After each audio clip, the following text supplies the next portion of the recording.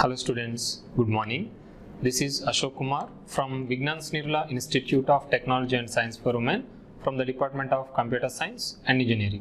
According to the JNTU, R19 syllabus for second year CSC Java programming is, so R19 syllabus for second year CSC for Java programming. First thing, introduction to Java. And second one is writing simple programs by using Java. So we can write simple programs. Next one, elements or tokens in Java programming. Different types of tokens in Java programming. Next, simple Java statements. By using Java statements, we can implement different programs. Next, command line arguments. Okay, with the help of command line arguments, how we can pass the input to the program. Next, user input to programs. Okay, user can give the input with the help of scanner class. How we can give the input to the program. So okay, that one is performed with the help of these user input programs by using scanner classes. Next, escape sequence comments. Escape sequence comments. Different programming styles in Java programming. Next concept, different data types, variables and different operators. Okay, so different types of data types means just like as a integer, float, double, character and many more. Next, variables. So different types of variables just like as a local variables, instance variables, like that. Next one, different operators. Okay, different operators means arithmetic operator, relational operator, unary operator, binary operators, bitwise operators, logical operators, so and many more. Next, typecasting.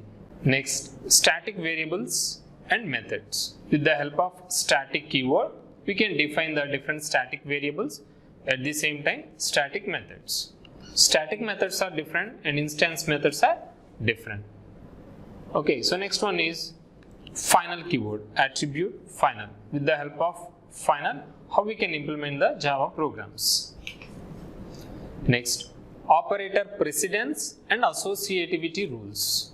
Operator precedence and associativity rules. It's very, very important. Next, control statements. Here control statements are if, nested if else. Okay, so all those things are examples for control statements. Okay, and next one is switch statement, break statement and continue statement. With the help of these three statements, how we can implement the Java program. Next, iteration statements. So iteration statements means while loop, do while loop. Next one is for loop, nested for loop. So all are under the category of iteration statement. So this is the Unit 1 syllabus for Java programming. Coming to the introduction of Java programming.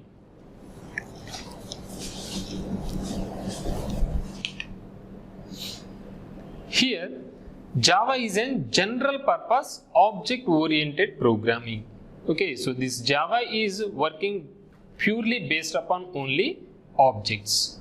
With the help of objects only, we can implement the Java programming, different types of Java programs. Without object, we cannot perform any type of operations on Java programming. Okay, so Java is one of the general purpose object oriented programming language. And it was designed. So Java language is designed for the purpose of to handle the electronic devices. Here electronic devices means just like as a TV remotes, TVs, VCDs, like that. Okay, so initially they are implemented Java programming language for the purpose of to control the different types of electronic devices. Next one, Java. It's a combination of C and C++. Java is implemented with the help of previous programming languages just like as in C and C++. That means it is Java is an inbuilt of C and C++. So different C features are available in Java programming. At the same time, C++ features are also included in Java programming language. Next. So Java was developed by, initially Java was developed by Sun Microsystems. And next, initially Java language is called Oak, O-A-K. So initially Java programming language called Oak language. Okay, so that Oak language is implemented in the year of 1991 at Sun Microsystems. Okay, initially Java programming is implemented in the year of 1991. At that time, that language is called Oak. At that time, Java language is not available to public. Okay, and they did some modifications to that Oak language. Okay, 1995 they released the first Java version, publicly released the Java version. And the first publicly available version of Java is 1.0 version. And see this, Sun Microsystem was acquired by Oracle Corporation in the year of 2010. And the main important thing is, this entire Java is implemented one and only person, that person name is James Gosling. He is the founder of Java. James Gosling is the founder of Java programming language. So this is the basic introduction of Java programming language. So Java programming is one of the general purpose object oriented programming language. So initially the main purpose of this Java programming language is to control the electronic devices. And James Gosling was implemented this Java programming language in the year of 1991. And they did some modifications and they are released publicly to this Java programming in the year of 1995. Okay, James Gosling was implemented this Java programming language. And coming to the next concept, how this Java programming is work in real time. The first thing, in C point of view, C programming languages are saved with the help of extension .c. In C++ point of view, the programs are saved with the help of .cpp. At the same time, Java programs are saved with the help of extension .java. With the help of this extension only, we can implement the Java programs. Here, Java programs are implemented with the help of import statements. Import statements. Coming to the next concept, how Java programs are executed in real time. First, I am writing the Java programs with extension .java. .java.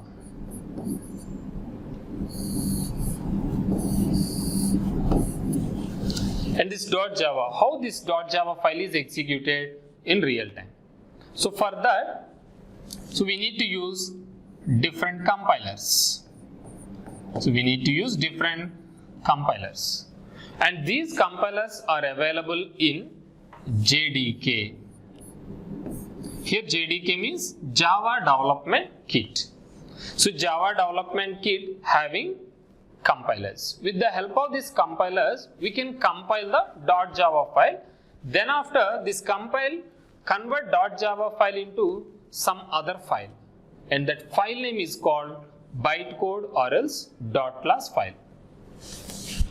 So this .java file is compiled with the help of compilers. Then compilers will generate .java file to bytecode.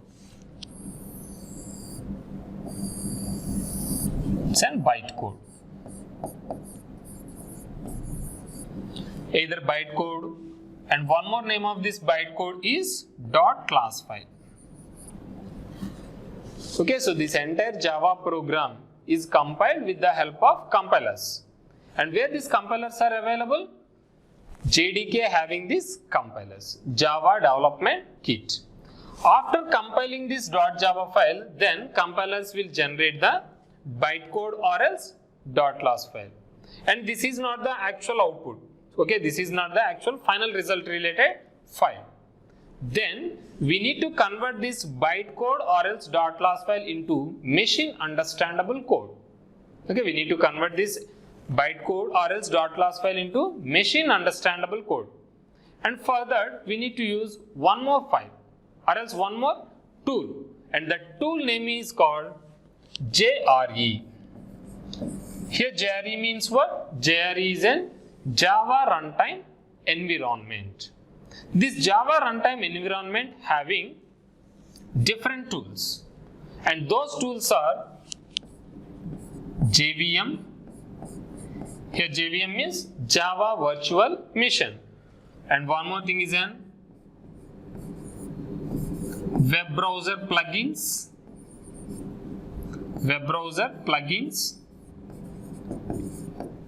And one more is an applet viewer.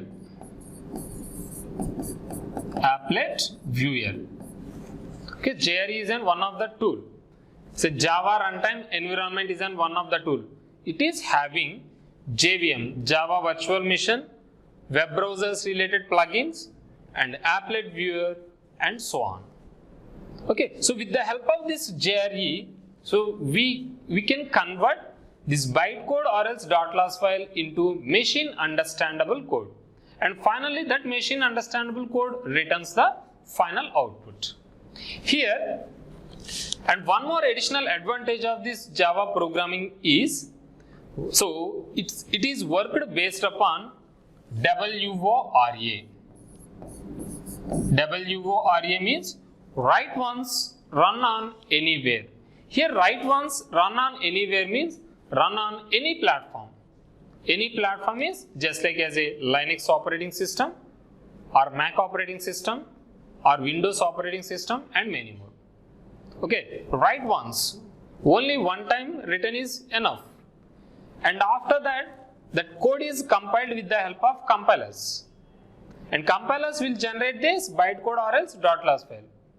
With the help of this .class file, we can run this entire program on any operating system, that means any environment. So that flexibility is available in this Java programming language with the help of this JRE, Java Runtime Environment. See the example. This bytecode is sometimes, so I am assigning this bytecode to Windows operating system. It's an Windows OS. Windows operating system.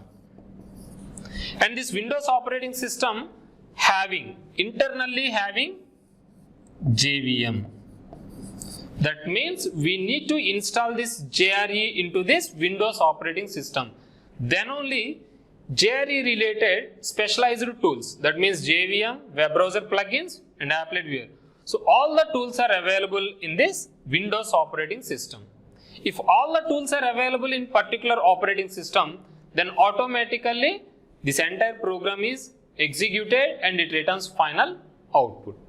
At the same time, I want to execute this .class file into Mac operating system. That is also possible. So it is some other operating system just like as an Mac OS. It is an Apple related operating system, and this Mac OS also having JVM. That means we need to install the JRE into this Mac operating system. Then Mac operating system having JVM, that means Java Virtual Machine, web browser plugins, at the same time applet viewers. Okay, and one more thing, I want to execute this .class file or bytecode into Linux operating system. So that is also possible. And this is related to Linux operating system. Linux operating system. Then we need to install this JRE into this Linux operating system. Then Linux OS having JVM. With the help of Java Virtual Machine, we can convert this bytecode into system understandable language. That means machine understandable language. And this code is assigning to JVM. So in this way, this bytecode or else .class file is executed on different platforms. So that is the meaning of this WORA, W-O-R-A. Write once, run on any operating system or else any environment.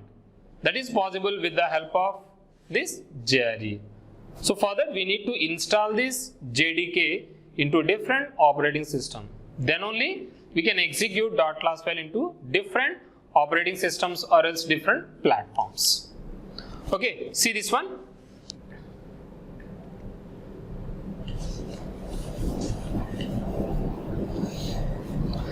In this way, Java program is executed. And after that, with the help of this JVM, the .class file is converted into machine understandable code. That means this entire code is converted into machine understandable code, means it is converted number of zeros and ones.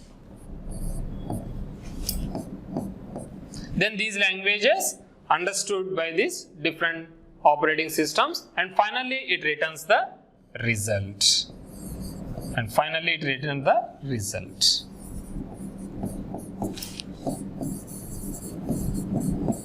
So in this way, Java program is executed into our systems.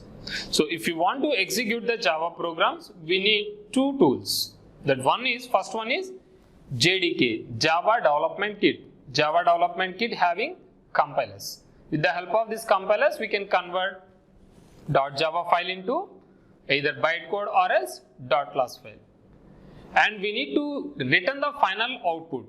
So for that, we need to install the JRE, then Java Runtime Environment. This Java Runtime Environment having JVM, Java Virtual Machine. So Java Virtual Machine having different interpreters and different things. With the help of interpreters, this entire code is converted into machine understandable code. Okay, so we need to install this JRE into different operating systems, means different environments. So if you are installing this JRE into different environments, then automatically this .class file or else bytecode is executed, and finally it returns the output. So in this way, Java program is executed and then finally it returns the output. So this is the simple process to execute the Java program. We can implement the simple Java program. So this is the syntax for implementing the Java program. So this is the simple syntax for implementing the Java program. In C and C++ point of view, first of all, we need to write header files. Header files means just like as an hash include stdio.h. stdio.h means standard input and output. And same way, next one, in C++ point of view, we need to include the hash include iostream header files. Here iostream means input output streaming. Likewise, if you want to implement the Java program, so for that we need to import the packages. Okay, in C and C++ point of view, we are calling header files. In Java point of view, we are calling packages. How to write the Java program? With the help of different statements. We'll see it. First, we need to write the import statements, importing the packages.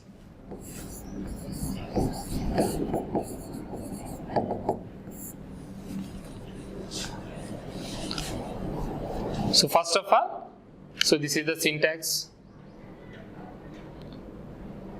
First of all, we need to import the different packages for implementing the Java program. First one is import and package name. Package underscore name. Okay, different types of packages are available in Java programming. One package is IO package. It's a basic and very important package. IO package means input output package. And some packages are util package. And some packages are lang package. Like that, different types of packages are available in Java programming. Okay, first statement, initial statement is importing the different packages. Import package name. And then write down the class. Class followed by class underscore name. Here in Java point of view, class plays a very important role. Okay, in C and C++ point of view, we can save the program with the help of any name. It's not at all problem, like a.c, a.cpp, xyz.c, xyz.cpp. We can save with any name. It's not at all problem, but extension is very important, either .c or else .cpp. But in Java point of view, okay, if you want to save the Java program, for that we need to follow a little bit of instruction. But in Java point of view, so we need to save the file with the extension. But in Java point of view, we need to save the program with the help of class name only. Okay, class name. For example, class name is ABC. Then we need to save the program with file name abc dot extension is common .java. And for example, class name is some xyz. And how to save the file? xyz.java. For example, class name is pqr. And how to save the Java file? pqr.java. So in this way, so we can save the Java file. So class plays a very important role in Java programming. And next, after defining the class, then we should mention the main function. We should mention the main function. In C and C++ point of view, how to define the main function? Either void main or else integer main. Okay, based upon the user requirement, so we are defining the main functions like integer main, void main, float main, like that. But in Java point of view, so we are defining the main function with the help of access specifier, public, static, void main. Public static void main of string arguments. String args. Args means arguments. Public static void main of. So this entire Java program access only string like arguments initially. And after that, compilers will convert string type to user requirement types. Okay, so first public is an access specifier, static, void is static is an keyword, void is a return type, main function. So this main function accepts string like arguments. So what is this public, what is this static, we'll discuss in coming classes. Okay, it's not at all problem. We'll discuss in coming classes. What is public, what is static, and what is string args. Okay, so public static void main of string arguments. And after that, so defining the user logic. Defining the user logic. Okay, based upon user requirement, we can implement this logic within the main function. After completion of logic, then close the class, first close the main function and close the class. So this is the simple syntax for Java program. First thing, we need to import the packages. The next one is, we need to define the class. Class is an keyword and followed by class name. Class name is whatever it is, except keywords. Except keywords, we can define class name anything.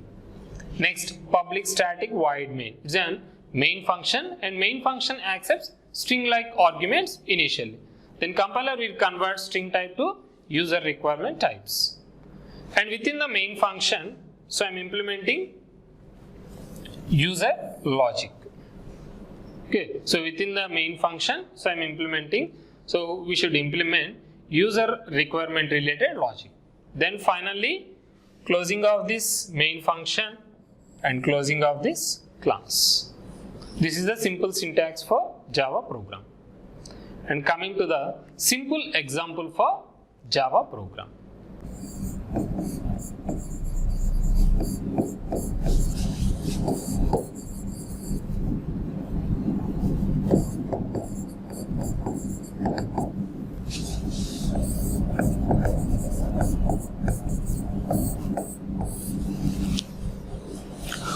Okay, simple example for Java. So if you want to implement the Java program, first of all, what we need? We need to define which one? So we need to define import statements. That means importing the packages. Import package name is Java is an main package. It's an parent package, and this Java package having different sub packages. Okay, java.io. IO is an sub package. This is sub package having different types of predefined methods and predefined classes. Okay, number of hundreds of predefined classes and hundreds of methods are available in this IO package. Then dot star. Okay, import java.io.star. Here star indicates that. So I am accessing all the methods and classes within this IO package. Okay, star means accessing all the predefined classes and all the predefined methods. So import java.io.star. And after that, next one is what? Defining the class. Here class is an keyword followed by class name is first. It's a first program, so for that I am taken this class name as a first. Class is an keyword, and next class name is called first. And after that, so I am defining main function, public static void main, of. This main function accepts which type of arguments? String like arguments initially. String args, string like arguments. In string, S is the capital letter. Okay, it's a mandatory. Okay, in strings, S is a capital letter. Public static void main, string arguments, args. And next thing. So here I want to print one simple message. That message is, hi, this is Java program. Okay, so I want to print one simple message with the help of this Java program. And that message name is, hi, this is Java program. So for that, in C point of view, if you want to print any message or else if you want to print any result, for that which type of function is helpful? Printf. So obviously by using printf, we can print the final output. And same way, in C++ point of view, if you want to print the final result, for that cout object is helpful. With the help of cout object, we can print the final result. Same way, in Java programming point of view, if you want to print any one of the result, so for that one printing statement is available. That printing statement name is system.out.println. System.out.println. In system, first S is in capital letter. Okay, in system, first S is in capital letter. System dot out dot println. System dot out dot println of, within double quotations, just we are writing, so whatever we want to print the message. System dot out dot println. Here I want to print one message. That message name is what? Hi, this is first program. Hi, this is first or else Java program. Java program. Okay, here I am printing one simple message. That message is, hi, this is Java. And after that, close the main function and close the class. So this is the simple Java program. Okay, first we are importing the packages. Import java.io.star. And then defining the class. Class followed by class name is first. And then public static void main. It accepts string like arguments. And then finally with the help of this printing statement, just I am printing one simple message, hi, this is Java. And finally close the main function and close the class. Then how this program is executed? How this program is executed? See this one? Here this Java program execution file name is what? Execution file name is, yes, first dot extension is what? Java. So this is the file name of this program. First is a class name and Java program extension is .java. First.java. Here one Java file is there. After that, next process is what? Compilers will compile this entire Java program. If there are any errors, then automatically it returns the errors to users. If there are no any errors in this file, then automatically which one it will create? So obviously it will create either bytecode or else .class file with the help of compilers.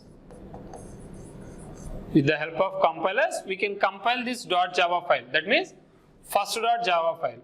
If there are no any errors, then automatically these compilers will generate bytecode or else .class file. It's a specialized code. With the help of this specialized code, that means .class file, we can execute on any environment. That means either Windows operating system or Linux or else Mac operating system. Okay, so these compilers are available in JDK, Java Development Kit. And after generating of this bytecode or else .class file, then this bytecode is assigning to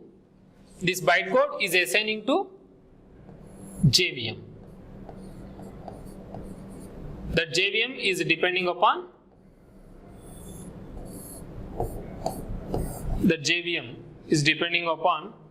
so where we are installing this JVM. For example, this system is related to Windows and this JVM is related to Windows related JVM.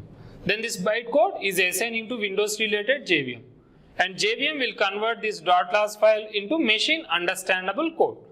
Machine understandable code means zeros and ones. For example, I am assigning this bytecode to Linux operating system.